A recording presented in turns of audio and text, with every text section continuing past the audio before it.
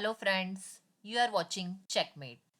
और आज है हम अपने एक नए टॉपिक के साथ भारत मालदीव विवाद और समझने की कोशिश करेंगे कि भारत मालदीव विवाद के बारे में। ये सब शुरू होता है 4 जनवरी 2024 से, जब इस दुनिया के सबसे पॉपुलर लीडर और इंडिया के best travel influencer Shri Narendra Modi ji की अरब सागर में स्थित लक्षद्वीप से कुछ तस्वीरें आती हैं और वो लिखते हैं, recently I had the opportunity to be among the people of Lakshadweep. I am still in awe of the stunning beauty of its islands and the incredible warmth of its people. I had the opportunity to interact with people in Agatti, Bangaram, and Kavaratti. I thank the people of the islands for their hospitality. Here are some glimpses, including aerial glimpses from Lakshadweep. So, इस post के बाद देखा जाए तो हमारे PM, हमारा island और हमारे पीएम की पोस्ट पर इस पर मालदीव को कोई मिर्च लगनी तो नहीं चाहिए थी, क्योंकि इन पोस्ट में उन्होंने, हमारे पीएम ने कहीं पर भी मालदीव का कोई जिक्र नहीं किया था। लेकिन इसके बाद मालदीव के कुछ रेप्यूटेड ऑफिशियल्स के इस तरीके के ये ट्वीट्स आते हैं और वो हमारी कल्चर पर भी कमेंट करते हैं। लेकिन इतनी हेट स्पीच एकदम से नहीं आती। इसे समझने के लिए हमें थोड़ा सा जियोपॉलिटिक्स को समझना पड़ेगा। एक्चुअली हम जो ये अपना प्यारा सा भारत देख रहे हैं और इसके पड़ोसी देश देख रहे हैं, इसमें हम मालदीव को भी देख पा रहे हैं, बाकी पड़ोसी देशों को भी देख पा रहे हैं। इसमें मोस्टली क्या हो रहा है अभी कि जो गवर्नमेंट आती है या तो प्रो चाइना आती है या वो प्रो इंडिया आती है। और ऐसे एकदम जो न्यूट्रल गवर्नमेंट हो, जो कि इंडिया चाइना दोनों के साथ न्यूट्रल रिलेशन रख पाए, अभी ऐसा कम ही देखने को आ रहा है। तो ये सारा विवाद जो 4 जनवरी 2024 को शुरू होता है, इसकी बुनियाद एक्चुअली 2015 में रखी जा चुकी थी। ये हम जो यहाँ पर स्क्रीन पर देख रहे हैं, ये 2013 में इनके राष्ट्रपति थे। राष्ट्रपति जो कि प्रोग्रेसिव पार्टी ऑफ मालदीव से थे। इनका नाम है अब्दुल्ला यामीन। और इनका झुकाव चीन की तरफ होता है, जिससे भारत और मालदीव के रिश्तों में खटास आनी शुरू हो जाती है, क्योंकि इनकी पार्टी के द्वारा 2015 तक ऐसा माहौल बनाया जाता है कि भारत अपनी सेना मालदीव पर थोप रहा है। और सेना की बात करें तो हमारे वहाँ पर केवल 70 से 80 सोल्जर्स हैं, और वो भी अनआर्म्ड, यानी बिना हथियारों के। वो मालदीव सोल्जर्स को हेल्प करते हैं, ट्रेंड करते हैं एयरक्राफ्ट चलाने में। इनफैक्ट वो एयरक्राफ्ट भी इंडिया ने ही मालदीव को डोनेट किए हैं। But progressive party of Maldives द्वारा इस भारत विरोधी कैंपेन को और बढ़ाया जाता। उससे पहले ही क्या होता है कि 2018 में वहाँ इलेक्शन होते हैं और फिर नई सरकार बनती है मालदीवियन डेमोक्रेटिक पार्टी यानी एमडीपी की, जिसके नेता मोहम्मद इब्राहिम सोलिही होते हैं। 2018 से 2023 तक ये वहाँ के राष्ट्रपति रहते हैं।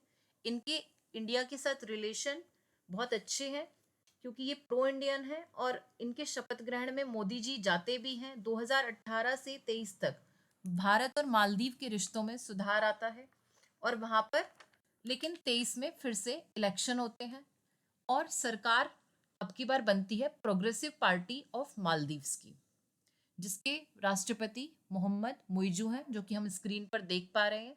2023 सितंबर में ये राष्ट्रपति पद संभालते हैं। आमतौर पे जब भी मालदीव में नई सरकार बनती है तो वहाँ के राष्ट्रपति पहला दौरा भारत का करते हैं, लेकिन मुइजू इस परंपरा को तोड़ते हुए टर्की जाते हैं। अभी भी वो चाइना दौरे पर हैं। और ये सब ऐसा इसलिए है क्योंकि उन्होंने चुनाव ही एक्चुअली इंडिया आउट कैंपेन के आधार पर जीता है, जिसे वो 2020 से चला रहे थे। और जैसे ही वो राष्ट्रपति पद संभालते हैं, उनकी फिर वही मुहिम बढ़ जाती है कि इंडिया अपने सैनिकों को मालदीव से हटाए। उनके ऐसे पोस्ट भी आते हैं कि वो इंडिया और चाइना के बीच फंसना नहीं चाहते, ना वो इंडिया को फेवर करेंगे ना वो चाइना को फेवर करेंगे, बट फिर भी वो भारत के पहले चाइना दौरा करते हैं। और चाइना जो कि मालदीव में मिलिट्री बेस बना रहा है, उससे उन्हें कोई दिक्कत नहीं है, जैसा कि हम यहाँ रिपोर्ट्स में भी देख सकते हैं, उनके ट्वीट्स भी देख सकते हैं। और ये रिपोर्ट्स भी देख सकते हैं जो लीज पर चाइना ने 2066 तक के लिए लिया है, और चाइना यहाँ पर अपना मिलिट्री बेस बना रहा है। बट ये सब कहते हैं ना, ये है हाथी के दांत खाने के और दिखाने के और, लेकिन ये सब ज़्यादा दिन चल नहीं पाता क्योंकि उनकी ही पार्टी के कुछ नेता रायता फैला देते हैं और अब मामला मुइजू के हाथ से भी फिसल चुका है। अब वो इसे संभालने की कोशिश कर रहे हैं। कोशिश इसलिए कर रहे हैं क्योंकि उनकी जो पूरी जीडीपी है वो टूरिज्म पर टिकी है। जैसे कि हम स्क्रीन पर भी देख पा रहे हैं, 2023 में जो उनके टोटल टूरिस्ट हैं उसमें इंडियन टूरिस्ट सबसे ज़्यादा थे। हम उन्हें कोविड टाइम में भी हेल्प कर चुके हैं। कोविड टाइम में हमारा ऑपरेशन संजीवनी था, उसमें हमने उन्हें बहुत हेल्प किया।